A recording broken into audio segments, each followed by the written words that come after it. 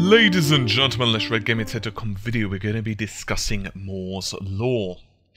According to a former chief architect at Intel, they predict that Moore's Law will be dead within a decade. Now, before we go into this too heavily, I'm going to very quickly describe what Moore's Law is for those who don't know. The law itself is actually named after an Intel co-founder. His name is Gordon E. Moore, unsurprisingly.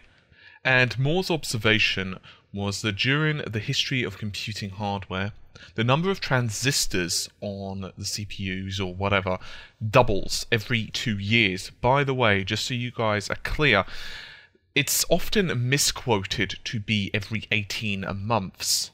And this is actually from another Intel member. His name is David House. And what basically happened is he predicted the doubling of the chip's performance being a lot faster. And so Moore's Law has been synonymous with computing.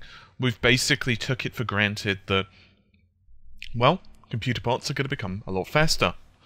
And we assume that within every, 12, 24 months, something like that, new parts are going to be released. But for those of us who have been following computing for a while now, especially since, say, mid-1990s, so say 95, 96, which is when I really first started to get interested heavily into computing. I was pretty damn young at the time, of course, but still. And if you actually take a look at the computing books back then and you take a look at how hardware has evolved, you could see quite clearly that there was huge strides. The Pentium 1 to Pentium 2, for example, and even, say, the 486 to the early Pentiums, there was quite significant differences. But recently, this hasn't been the case. There's definitely improvements over computer hardware, of course. But honestly speaking, Intel's own offerings haven't exactly been significantly faster than previous generations. And we're talking about raw performance here. Per clock, we're going into much higher multi-threaded core environments, which means that the software is somewhat lackluster actually in this respect. A lot of software still isn't really efficient in becoming multi-core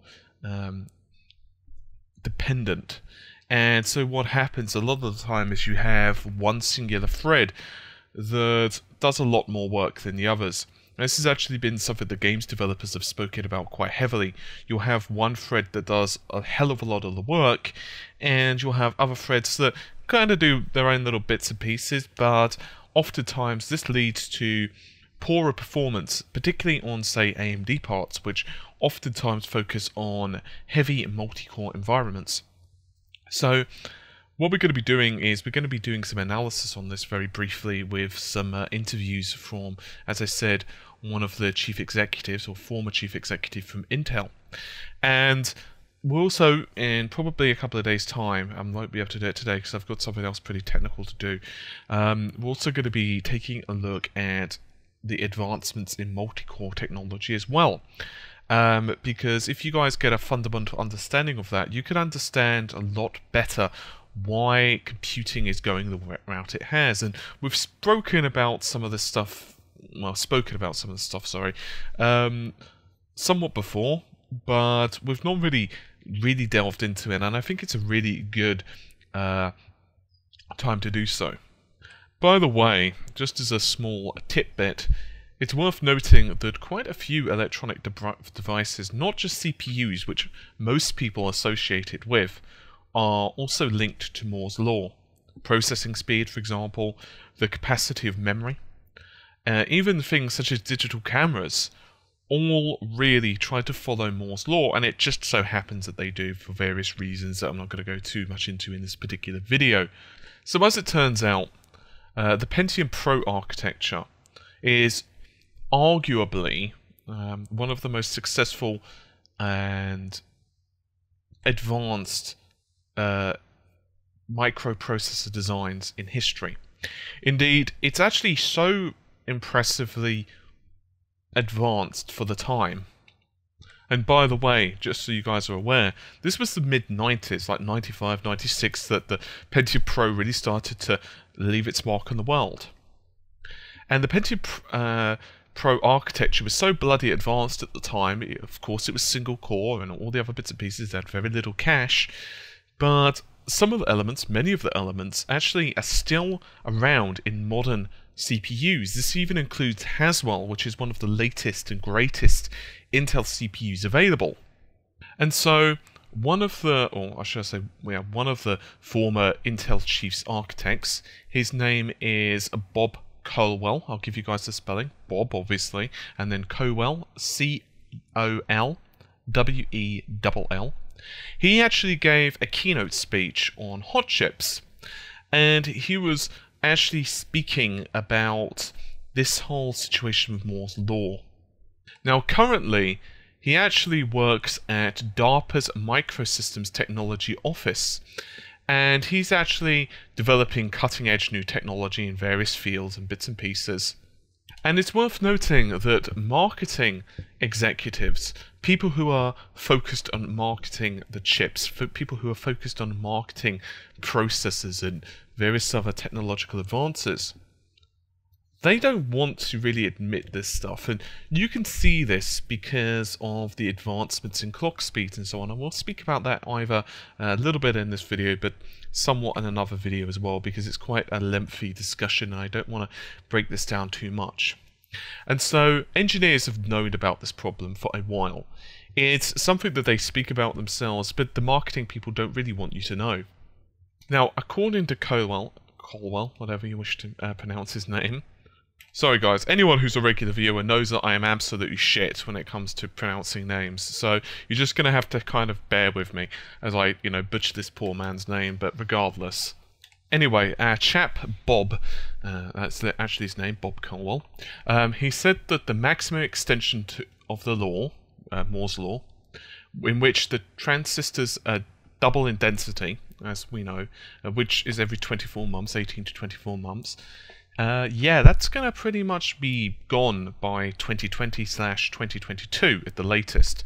And he predicts this is going to be 7nm or 5nm. And I'm going to read you guys out a quote. For planning horizons, I pick 2020 as the earliest date we could call Moore's Law dead. You could talk me into 2022, but whether this will come at 7 or 5nm, it's a big deal.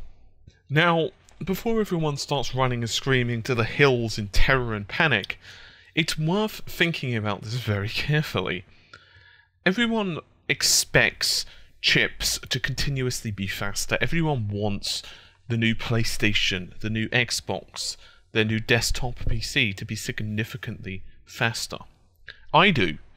And, I have made some somewhat obvious statements, I haven't really hidden it, that, I don't like some of the directions that, say, Intel, PlayStation and Xbox have gone with some of the hardware. I wish that they'd had a little bit more GPU grunt. As does, by the way, Epic Games. They mentioned that they wanted about 2.5 teraflops. It's not that their hardware's crap, but of course we have issues, and these are issues that isn't Sony's fault. You've got considerations such as power, considerations such as price. People already bitched quite heavily about the Xbox One's price point. And you can't really blame them for it. It's like, okay, you could argue about the Kinect sensor, we can argue about that all day long.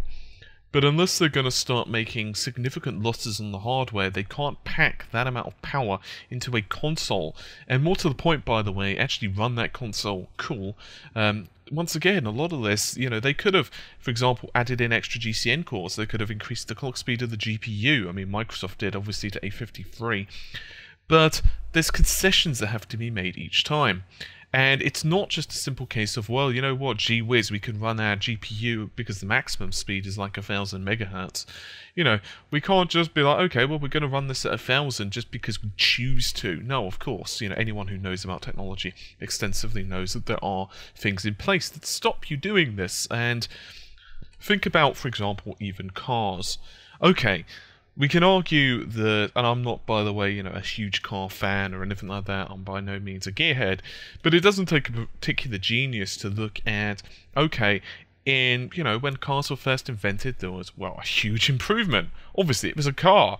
You know, it actually had 4 wheels and moved and stuff, and then obviously there was improvements to the petrol engines, and, you know, it became faster and faster and faster and faster. But now we're at this point where, you know, they're slowly improving fuel efficiency. Okay, it's becoming a bit safer. Okay, acceleration's a little bit better.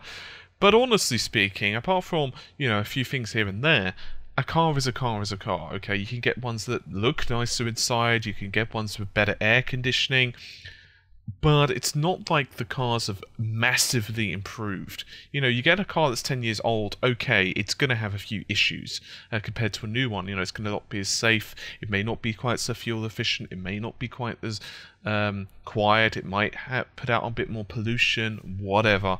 But honestly speaking, it's still a car. And this is an issue that we have in quite a lot of our industries. Even things such as our building structures now, you know, we're getting better at them. You know, we are improving them, we are making them safer, we're making them more resilient to, say, bad weather effects and earthquakes and so on. But there are still issues of how far we can push the technology, right now at least. Now, this really started to go pear-shaped back in about 2005. And it's when Dennard scaling actually stopped. Now, Dennard, that's D-E-N-N-A-R-D. I'll repeat that one more time. D-E-N-N-A-R-D. By the way, I'm going to read you guys out a explanation of what that is. Dennard scaling deals with switching speeds and other physical characteristics of transistors, and thus heat dissipation and maximum clock speed. And so what starts happening is obviously your silicon, the amount of transistors that's crammed on the silicon, and you begin to get diminishing values. In other words, it becomes less and less efficient. And when we're speaking about APUs and SoCs, which are basically system on chips, that's where the GPU, the CPU, and bunches of other components are all on the same die. All of this, well, one of the primary reasons for, obviously we're trying to get better efficiency, and obviously GPU computing, that's GPU as in one single thing, which is general purpose computing on a GPU, graphics processing unit. All of that, there are multiple reasons for it, but one of them is what is known as dark silicon. Now, dark silicon is basically silicon.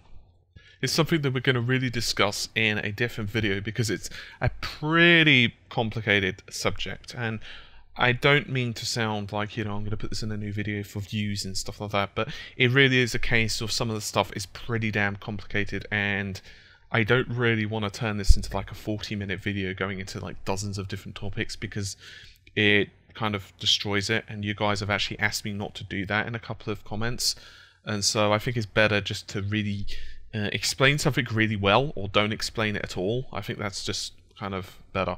But I'm going to give you guys a really basic explanation of it. So you guys can either Google it yourselves, or I'll put out a video not too distant future, because we're also going to be doing stuff on multi-core scaling and other stuff as well. I know I've been pretty quiet on this recently, for those who are regular viewers, in terms of my tech stuff. That's because I've been busy really in the background. Been learning some programming techniques, some other bits and pieces, so I've been really busy. It's not really a good excuse, but I don't like to just make videos without actually knowing about what I'm talking about, so sometimes it takes a couple of days to do some of this research, unfortunately. But anyway, dark silicon is basically silicon that's so complicated, so power hungry, that some people define it as silicon that literally you blow your power budget. In other words, the amount of power and heat and so on. So the basic idea behind SoCs and so on is that basically you're transferring processing to certain cores and so on that only actually work when they are demanding to be worked. This is very similar, by the way, to what we've spoken about just recently on the PlayStation 4. You may remember I went into a whole thing about GPU, and both systems, that is the PlayStation 4 and Xbox One, are becoming increasingly concerned with power efficiency. They've got low power mode, they can operate in low power mode, which is a fraction of percentage of full power, and the GPU can process general purpose stuff, that would be physics and AI. I'm just going to call it physics, but of course, as we know, it's many different things. It's everything from memory defragmentation, physics, God knows what else, but I'm just going to call it physics just to make it easy, or general purpose computing. I'm just going to call it GPC. But all of this different stuff could be offloaded onto the GPU, but we know that it can only do that while the GPU itself is not processing, well, graphics, which is the traditional thing that GPUs do.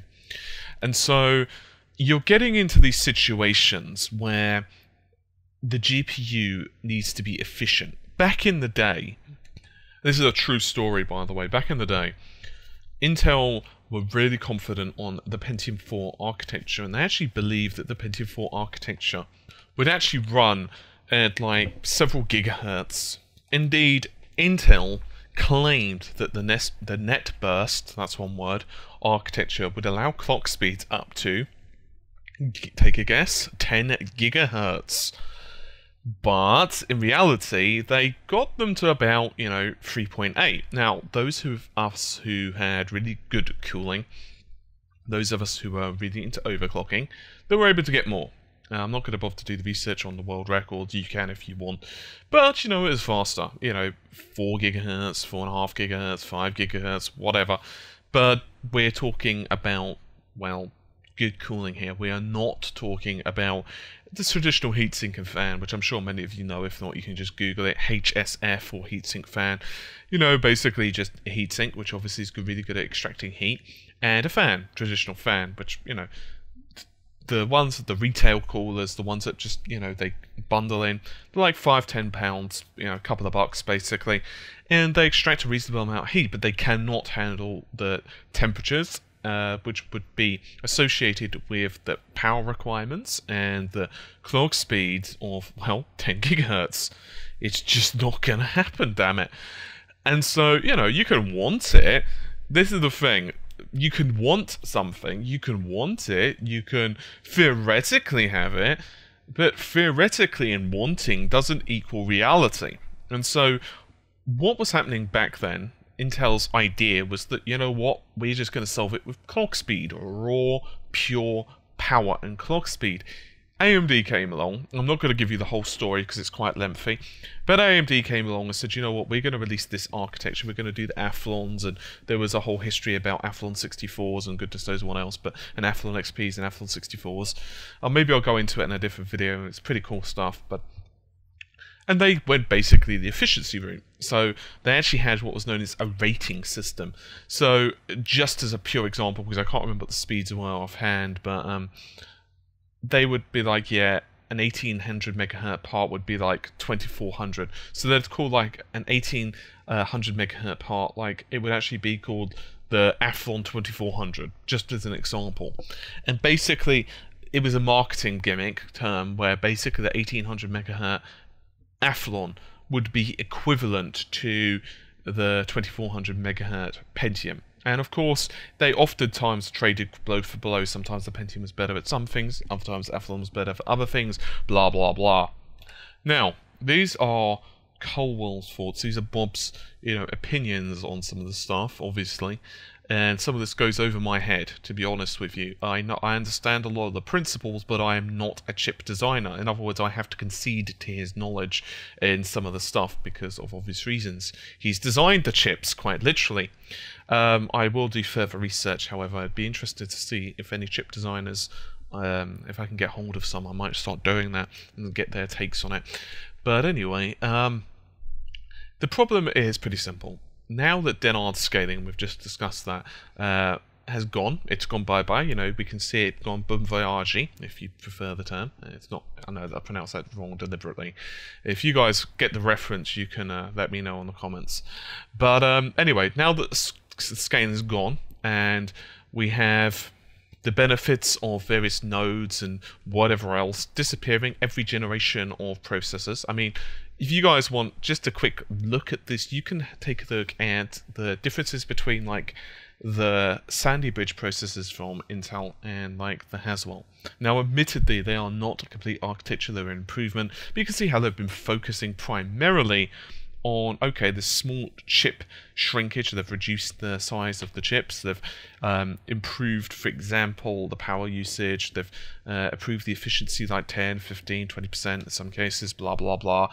But it's not huge improvements. We are not talking like, oh, okay, oh my god, I actually really need to get this latest chip because it's ridiculously faster. No, not really. And then oftentimes you can actually be somewhat worse off if you've got a good cooling system, because you can actually overclock your CPU, oftentimes to about the same performance level, maybe even slightly more, because the Ivy Bridge and Haswells don't overclock as well. Generally, this is obviously generally depending on your setup and blah blah blah. And you've also got to think that it actually becomes increasingly expensive to jam this amount of stuff basically into a certain area. You're basically engineering millions of components, literally millions, into an area that is absolutely minuscule. I mean, just take a look at a CPU, you know, on Google. I actually see someone, if you've never held a CPU, it's worth doing. Just, you know, Google it and actually see it compared to someone's hand, and you can just see the size. And we're talking millions of little components inside this little sucker. And it becomes increasingly more expensive, because then you've got things such as more likelihood of them going wrong during the manufacturing. Obviously, this is where speed binning and so on comes as well, but still. And so what you're going to start happening is, okay, it's possible that sub 5 nm, so let's say, for example, 4, just throwing a number out there, because obviously 5 is some 4, technical stuff, but the chance of things going wrong, the chance, the expense, duplication, various other bits and bobs, well, how much of a benefit is this going to be? And this is what Bob's speaking about. Now, his speech has actually been something that a lot of people really in the tech know-how, there's been, you know, really knowledgeable about architectures and so on. He's actually been very vocal about this, and a lot of people just don't want to talk about it. They, you know, they might make allusions to it in the dark. They might make the odd comment. They might allude to it. They might even speak about it amongst themselves. But the general populace, the general people who are interested in computing and so on, they don't really know about this shit. And apparently, it's not something that we're going to be finding a way around very easily. Now, DARPA is still working on the cutting-edge technologies, but Bob believes that the gains themselves will be, and I quote, strictly incremental, with performance maybe 30 times in 50 years. And apparently, they've looked at about 30 plus alternatives to CMOS. And 2 or 3 of those, out of the 30 plus, only about 2 to 3 of those shows he calls long-term promise.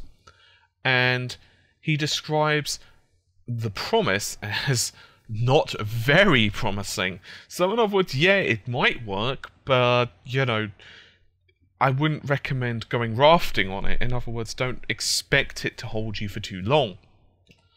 So, are we doomed? Well, not really. Think about it. First of all, we don't know what technological advances we're going to be making. Secondly, 30 times faster than what we have now is, well, fast. And this is in 50 years, by the way. It's still significant. It's still incredibly quick.